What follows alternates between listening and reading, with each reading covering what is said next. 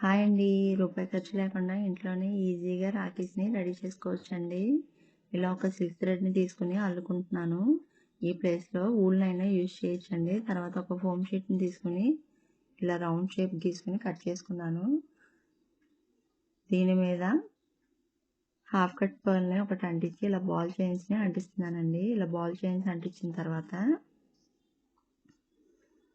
Half cut పర్ల్స్‌ని చుట్టూ అంటిస్తున్నాను. ఈ ప్లేస్‌లో కలర్ కుందన్స్ ఉంటే అవైనా కానీ అంటించుకోవచ్చండి. ముందుగా రెడీ చేసిన ఈ సిల్క్ థ్రెడ్ మీద దీన్ని అంటిస్తున్నాను. అంటించి అటువైపు ఇటువైపు కొన్ని కుందన్స్‌ని అంటిస్తున్నాను.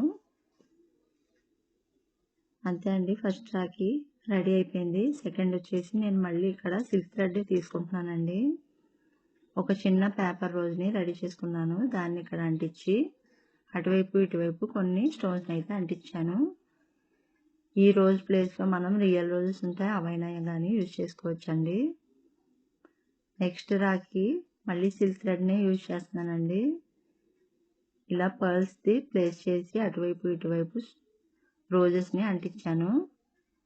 ఫోర్త్ రాఖీ వచ్చేసి చిన్న క్లాత్ పీసెస్ని స్క్వేర్ షేప్లో 2 కట్ చేసుకుని తీసుకున్నానండి. 3 వైపులా కూడా దాన్ని ఇలా కుట్టుకుంటున్నాను.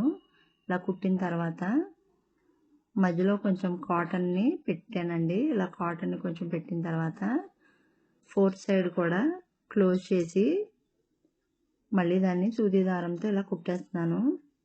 ఇలా కుట్టిన తర్వాత నేను దీని చుట్టూ కొంచెం పెద్ద సైజులో ఉండే పర్ల్స్ని సూది దారం యూజ్ చేసి కుడుతున్నానండి. ఒకవేళ స్టోన్ లేస్ అలాంటివి ఏమైనా ఉంటే వాటినైనా యూజ్ చేసి ఇలా చుట్టూ పెట్టి కుట్టుకోవచ్చు. ఈ 4 రాఖీలు ఎలా ఉన్నాయో తప్పకుండా కామెంట్ చేయండి. ఐడియా నచ్చితే లైక్ చేయండి, షేర్ చేయండి.